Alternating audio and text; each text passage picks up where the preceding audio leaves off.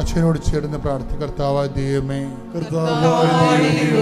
ഈ നിമിഷം മുഴുവൻ ദൈവവചനത്തിലൂടെ എന്നെ നയിച്ചതിന് ഞാൻ നന്ദി പറയുന്നു. എന്റെ കർത്താവേ, ഞങ്ങൾ ഉടമ്പടിയിൽ വെച്ചിരിക്കുന്ന ഓരോ വിഷയത്തിനും അങ്ങയുടെ സഹായം ലഭിക്കുന്നതിനായി ഞങ്ങൾ ഈ ആരാധനയിൽ പങ്കെടുത്ത് പ്രാർത്ഥിക്കുന്നു.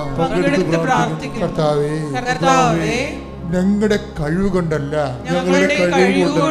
അങ്ങയുടെ കൃപയാൽ ഞങ്ങളുടെ സങ്കടങ്ങളെ, ഭാരങ്ങളെ, രോഗങ്ങളെ, ജീവിത പ്രതിസന്ധികളെ, പ്രശ്നങ്ങളെ പരിഹരിക്കുന്നതിനായി അങ്ങ് പറഞ്ഞതുപോലെ ചെയ്ത് ജീവിച്ചുകൊണ്ട് ഞങ്ങൾ അങ്ങയുടെ ഉടമ്പടിയുടെ സാക്ഷികളായി മാറുന്നതിനായി പുനഃസമർപ്പണം ചെയ്യുന്ന കർത്താവേ, ഞങ്ങളെ ഓരോരുത്തരെയും അനുഗ്രഹിക്കണമേ. ഗർഭിണികളെ അനുഗ്രഹിക്കണമേ. പ്രസവത്തിന് പാടുണ്ടാകും, ക്ലേശകരമായിരിക്കും ഡോക്ടർ പറഞ്ഞവരെ, ഗർഭസ്ഥ ശിശുവിന് കേടുള്ളവരെ ഇപ്പോൾ അനുഗ്രഹിക്കണമേ.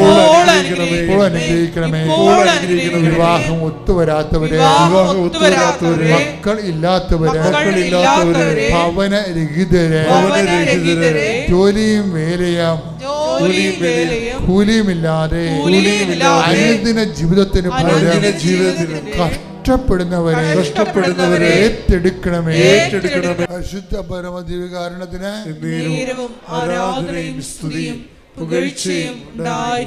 ഇയാളെ മനസ്സിൽ ഇരുന്നുകൊണ്ട് പരിശുദ്ധാത്മാവ് ഇയാളെ തോന്നിപ്പിക്കുകയാണ്.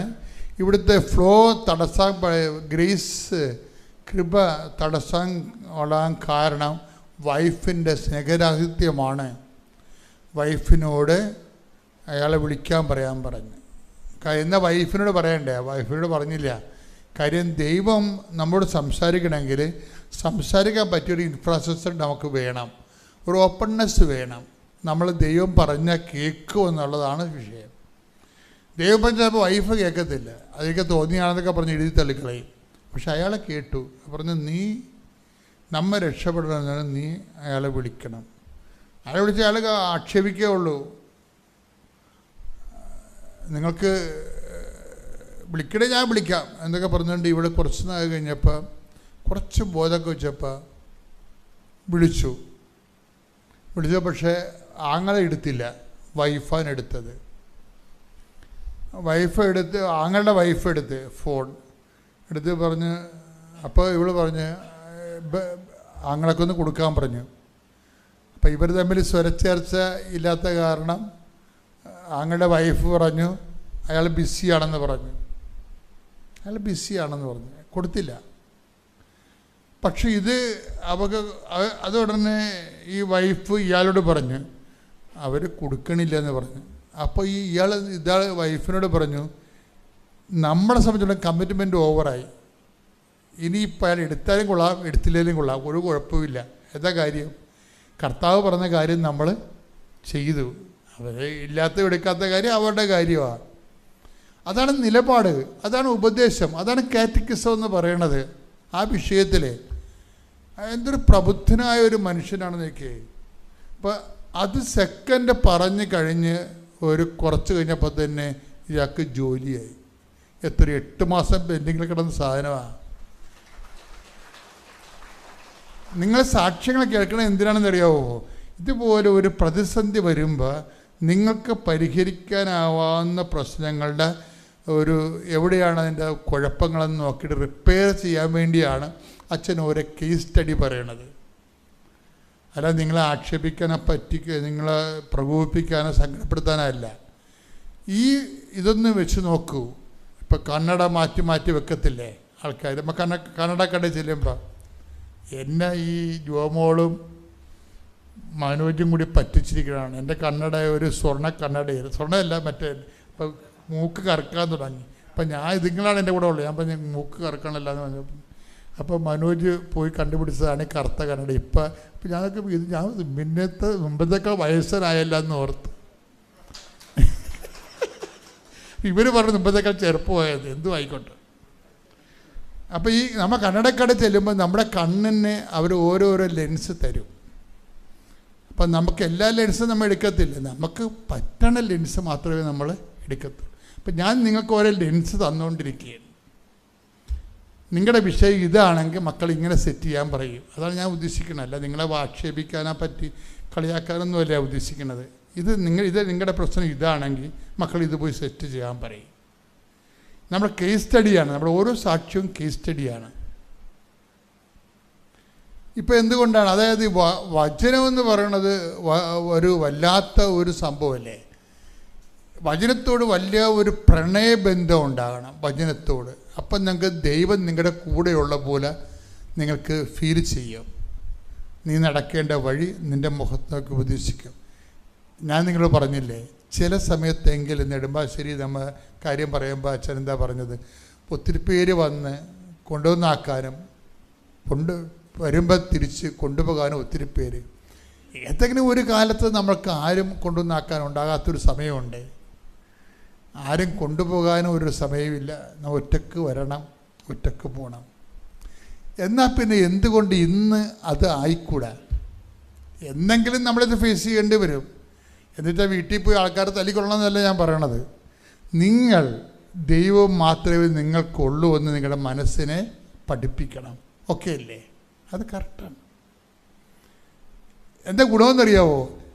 അടി കിട്ടിയതിന് ശേഷം അയ്യോ എൻ്റെ കർത്താവേ എനിക്ക് തെറ്റിപ്പോയി, ഞാൻ പഴയ കാലങ്ങളിൽ എനിക്ക് എല്ലാവരും ഉണ്ടെന്ന് വിചാരിച്ച് എന്നിട്ട് ഞാൻ നിന്നെ ഉപേക്ഷിച്ചു എന്നൊക്കെ പറഞ്ഞ് കരഞ്ഞു കൂപ്പി കാറിയിട്ട് കാര്യമൊന്നുമില്ല. മറിച്ച് എന്താ, ഇന്ന് തന്നെ മനസ്സിനെ പഠിപ്പിക്കണം. എന്താണ്? മത്തായി 24:25 വായിച്ചോളൂ. ശ്രുതിയുടെ ഹല്ലേലൂയ. ഇതാ ഞാൻ മുൻകൂട്ടി നിങ്ങളോട് പറഞ്ഞിരിക്കുന്നു. അതാണ് മുൻകൂട്ടി ഓരോ കാര്യം കർത്താവ് നമ്മളോട് പറഞ്ഞിട്ടുണ്ട്. അതെന്തിനാണ്? ആ സമയമാകുമ്പോൾ നമ്മൾ പിടച്ചിലുണ്ടാകാതിരിക്കാൻ വേണ്ടിയാണ്. ഇതുപോലെ തന്നെ ആദ്യമേ നമ്മൾ ഈശോ പറഞ്ഞു, I will be with you unto the last. കാലത്തിൻ്റെ അവസാനം വരെ 2 സ്ഥലത്തിന് ഗ്യാരണ്ടി ചെയ്തുകൊണ്ടാണ് വചനം പറയുന്നത്. ഇപ്പോൾ വചനത്തിൻ്റെ പ്രശ്നം എന്ന് പറഞ്ഞാൽ വചനം ജീവിതം തന്നെയാണേ. നമ്മുടെ ഇൻസിഡൻ്റ് ആൻഡ് ഈവൻ്റ് സംഭവിക്കുന്നത് എവിടെയാണ്? ഈവൻ്റ് എന്ന് പറഞ്ഞാൽ എന്താ? സംഭവം. ഒരു സംഭവം നടക്കുന്നത് എവിടെയാണ്? ടൈം ആൻഡ് സ്പേസിലാണ് നടക്കുന്നത്, അല്ലേ? ഇപ്പം നിങ്ങൾ ധ്യാനം കൂടുന്നു, എവിടെ കൂടുന്നു? എൻ്റെ സ്പേസ് എന്താണ്? കൃപാസനത്തിൽ. ടൈം എന്താ? നവംബർ 2-ാം തീയതി പരിതാത്മക്കളുടെ ദിവസം. അതാണ് ടൈം. അപ്പോൾ എല്ലാ സംഭവത്തിനും സ്പേസും ടൈമുണ്ട്. ഇതുപോലെ നമ്മുടെ ജീവിതത്തിൽ എല്ലാത്തിനും സ്പേസും ടൈമുണ്ട്. ദൈവം എന്ത് ചെയ്യും? ടൈമും ഗ്യാരണ്ടി ചെയ്യും, സ്പേസും ഗ്യാരണ്ടി ചെയ്യും. എന്തുകൊണ്ട്? തൻ്റെ സാന്നിധ്യം കൊണ്ട്. പഴയ നിയമത്തിൽ നമ്മുടെ സ്പേസാണ് ഗ്യാരണ്ടി ചെയ്യണത്. I will come with you wherever you go. Time സ്പേസാണത്, അല്ലേ? നീ പോകുന്ന ഇടത്ത് ഇടം സ്ഥലം. ഇപ്പം ഈ ജോഷുവ 1:9 നമ്മുടെ പ്രധാനപ്പെട്ട വചനമാണ്. പുറപ്പാട് 33:14 നമ്മുടെ പ്രധാനപ്പെട്ട വചനമാണ്. എന്താണ് വചനം? നീ പോകുന്നിടത്തെല്ലാം, അപ്പം സ്ഥലമാണ്, ഞാൻ നിൻ്റെ കൂടെ ഉണ്ടാവും. പുതിയ നിയമം, അത് പഴയ നിയമം. പുതിയ നിയമം എന്താ പറയണത്? I will be with you unto the last. കാലം അവിടെ കാലമാണ്. ഓരോരുത്ത സ്ഥലവും ഓരോരുത്ത കാലവുമാണ്. സമ്പൂർണ്ണ ബൈബിളാണ് നമ്മൾ ജീവിക്കുന്നത്. എന്ന് വെച്ച് കഴിഞ്ഞാൽ നമ്മുടെ സ്ഥലത്ത് നമ്മുടെ അപ്പനുണ്ടാകത്തില്ല ഒരു കാലത്ത്, അമ്മയുണ്ടാകത്തില്ല, ഭർത്താവ് ഉണ്ടാകത്തില്ല, ഭാര്യ ഉണ്ടാകത്തില്ല. പക്ഷേ ദൈവം ഉണ്ടാവും. കൈയടിക്കട്ടെ.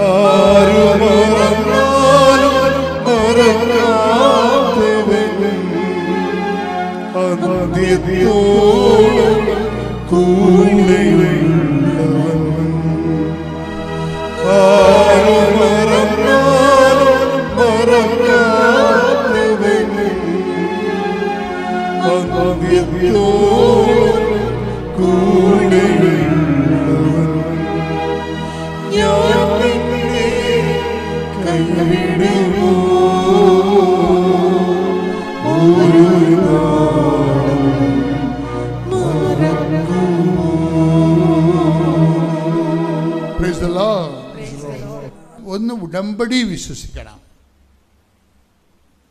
ഉടമ്പടി അതിൽ തന്നെ ഒരു പേഴ്സണായിട്ട് വർക്ക് ചെയ്യുന്നതാണ്. ഞാൻ എൻ്റെ കർത്താവിനോട് ചെയ്ത ഉടമ്പടി എന്നെ സംരക്ഷിക്കും.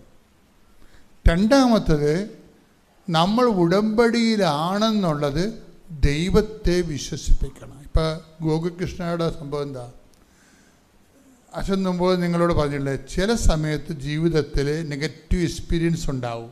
അപ്പോൾ അവൾ വീട്ടിൽ വരുമ്പോൾ, ഒത്തിരി ആവേശത്തോടെ വീട്ടിൽ വരുമ്പോൾ അപ്പൻ വെള്ളമടിച്ച് വെളിവില്ലാതെ നിൽക്കുകയാണ്, അമ്മ ക്ഷീണമായിട്ട് കിടക്കുകയാണ്. കെയർ ചെയ്യാൻ നോബഡി. അപ്പം അത് ആ പ്രായത്തിൽ ആ അവസ്ഥ കണ്ട് നമ്മൾ പൊട്ടിത്തെറിക്കുകയും നിരാശ വരികയും സങ്കടമാകുകയും ചെയ്യും. പക്ഷേ എന്താ വിഷയം? ഇവൾ ഉടമ്പടിയിലായതുകൊണ്ടും ആന്തരിക അഭിഷേകം പ്രാപിച്ചവരാണ് ഇവർ. കാര്യം ആന്തരിക അഭിഷേകം പ്രാപിക്കാൻ കാരണം, ആന്തരിക അഭിഷേകം പ്രാപിക്കണം. ഇപ്പോൾ ഇവൾ തന്നെയാണെങ്കിലും ഈ പ്രായത്തിൽ ആ കൊല്ലത്തുള്ള എല്ലാ വീടുകളിലും കൊണ്ടുപോയി പത്രം കൊടുക്കും. നോൺ ക്രിസ്ത്യൻസിനാണ് കൊടുക്കുന്നത്. എന്നിട്ട് അവർ പറഞ്ഞ കാര്യം എന്താണ്? ക്രിസ്തു എൻ്റെ നാമത്തിൽ വിശ്വസിച്ചുകൊണ്ട് നിങ്ങൾ വീണ്ടെടുക്കുന്നതിന് വേണ്ടിയാണ് ഞാൻ നിങ്ങൾക്ക് തരണത്. ഇതാണ് സംഭവം. ഇത് കേൾക്കണ ക്രിസ്തുവിൻ്റെ അവസ്ഥ എന്തായിരിക്കും? ഓരോരുത്തർക്കും ഈ പത്രം കൊടുത്തിട്ട് ഇവിടെ പറഞ്ഞത് എന്താണ്? ക്രിസ്തുവിൻ്റെ നാമം നിങ്ങൾ വിശ്വസിച്ച് വീണ്ടെടുക്കപ്പെടുന്നതിന് വേണ്ടിയാണ് ഞാൻ നിങ്ങൾക്കിത് തരണത് എന്ന് പറയുമ്പോൾ അത് കേൾക്കുന്ന ആ വീട്ടുകാരുടെ അവസ്ഥയല്ല, അത് കേൾക്കണ ക്രിസ്തുവിൻ്റെ അവസ്ഥ നോക്കണം. അപ്പോൾ ക്രിസ്തു അവരിൽ വിശ്വസിക്കുന്നു. ഒരിക്കൽ ഇവൾ അമ്മയോട് ചോദിക്കുകയെ, അവളുടെ അമ്മയല്ല, എപ്പോഴും അവളുടെ അമ്മ ഈ പരിശുദ്ധ അമ്മയോട് എപ്പോഴും ഗൗകുൽകൃഷ്ണ ചോദിക്കുന്ന ഒരു ചോദ്യമുണ്ട്. എങ്ങനെയാണ് അമ്മ കുരിശിൻ്റെ ചുവട്ടിൽ നിന്നതെന്ന് ചോദിക്കും. എങ്ങനെയാണ് അമ്മ? സ്വന്തം മകനല്ലേ, സ്വന്തം മകൻ ഇങ്ങനെ നഗ്നനായി ഇങ്ങനെ ക്രൂശിക്കപ്പെട്ടിട്ട് അതിന് ചുവട്ടിൽ അമ്മ എങ്ങനെ നിന്നു എന്നെപ്പോഴും ഇവിടെ അമ്മയോട് ചോദിക്കും. പിന്നീട് ഒരു ദിവസം ഇവൾക്ക് തന്നെ ചില നമുക്ക് ദൈവം ചെയ്യുന്നറിയാമോ? ദൈവം നമ്മൾ ക്ലാസ്സിൽ ട്യൂഷൻ ക്ലാസ്സിൽ പറഞ്ഞ പോലെ ചില പരീക്ഷയ്ക്ക് വേണ്ടി ക്വസ്റ്റ്യൻ ബാങ്ക് പറയത്തില്ലേ, നമ്മളൊരു ക്വസ്റ്റ്യൻ സാറ് പറയും, അതിൻ്റെ ഉത്തരവും പറയും. അങ്ങനെ ദൈവം ചെയ്യത്തില്ല. ദൈവത്തോടൊരു ചോദ്യം ചോദിച്ചാൽ ആ കറസ്പോണ്ടിങ് അനുഭവത്തിലൂടെ ദൈവം നമ്മളോട് കൊണ്ടുപോകും. അപ്പോഴേ ഈ വീട്ടിൽ അമ്മ കിടപ്പാകുകയും അപ്പൻ ഇങ്ങനെ ഡ്രങ്കടായിട്ട് നിൽക്കുകയും ഇവൾ ഓഫായി മാറുകയും ഇവൾ 5 ദിവസത്തേക്ക് 10 ദിവസത്തേക്ക് വന്നിട്ട് ഇവളുടെ കാര്യം തിരക്കാൻ ആർക്കും പറ്റാതിരിക്കുകയും ഇവളിങ്ങനെ ലെഫ്റ്റ് ആയിപ്പോകണം ചെയ്യുന്ന സമയത്ത് ഇവളെങ്ങനെ നയിക്കപ്പെട്ടു എന്ന് പറയുന്നത് പരിശുദ്ധാത്മാവിലാണ് പിടിച്ചു നിൽക്കണത്. അപ്പോഴെനിക്ക് മനസ്സിലായി, ഞാനെങ്ങനെ പിടിച്ചു നിന്നെന്ന് എനിക്ക് മനസ്സിലായി. അതുപോലെ തന്നെയായിരിക്കും അമ്മ കുരിശിൻ്റെ ചുവട്ടിൽ പിടിച്ചു നിന്നത്. കണ്ട, അവർ തന്നെ ചോദ്യം ഉണ്ടാക്കി, ആ ചോദ്യം ഉന്നയിച്ച കർത്താവ് തന്നെ അവരെ ആ സെയിം സിറ്റുവേഷനോട് യോജിക്കുന്ന വിഷയത്തെ കൊണ്ടുപോയിക്കൊണ്ട് ദൈവം അവരെല്ലാവരും ദൈവത്തിൻ്റെ മെയിൻ ജോലി എന്താണെന്ന് ചോദിച്ചു കഴിഞ്ഞാൽ എന്താണ്?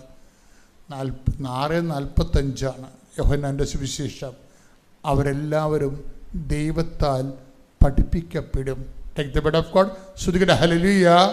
യോഹന്നാൻ 6:45. അവരെല്ലാവരും ദൈവത്താൽ പഠിപ്പിക്കപ്പെട്ടവരാകും എന്ന് പ്രവാചക ഗ്രന്ഥങ്ങളിൽ എഴുതപ്പെട്ടിരിക്കുന്നു. അപ്പൊ ഒരു സാധനം വേസ്റ്റ് ആയിട്ട് സംഭവിക്കണതല്ല, കാഷ്വലായിട്ട് സംഭവിക്കണതല്ല, ആക്സിഡൻ്റലായിട്ട് സംഭവിക്കണതല്ല. എല്ലാം വളരെ മോണിറ്ററിങ് ചെയ്യുന്നുണ്ട്. നിൻ്റെ ജീവിതത്തിൽ സംഭവിക്കുന്ന ഓരോ വിഷയങ്ങളിലും നീ ക്രിസ്തുവിനെ കക്ഷിയാക്കി കഴിയുമ്പോൾ അതെന്ത് സംഭവിച്ചു, എന്തിനു സംഭവിച്ചു, അതുകൊണ്ട് ദൈവം നിന്നെ എന്താണ് പഠിപ്പിക്കുന്നത് എന്ന് മനസ്സിലാകും. ഇനിയെങ്കിൽ ഇതിനകത്ത് ഇടപെട്ടില്ലെങ്കിൽ ഇത് അവസാനം ഡൈവോഴ്സിലെത്തും എന്ന് പറഞ്ഞ് നവംബർ 24 എൻ്റെ ബ്രദർ ഇവിടുന്ന് കയറിപ്പോയി. കുഴപ്പമില്ല, നല്ല ജോലിയൊക്കെയാണ് കിട്ടിയിരിക്കുന്നത്. അതാണ് ഒരു നിയോഗം. പിന്നെ എൻ്റെ ഹസ്ബൻഡ്, ഞങ്ങൾക്ക് ബിസിനസ്സായിരുന്നു, നല്ല രീതിയിൽ പൊയ്ക്കൊണ്ടിരുന്നതാണ്. പക്ഷേ ഈ പ്രളയവും ഈ കൊറോണയൊക്കെ വന്നതിന് ശേഷം അത് ഫ്ലോപ്പായി മുഴുവൻ തകർന്നടിഞ്ഞ് എല്ലാം പോയി. ജോലിയൊന്നും ഇല്ലായിരുന്നു.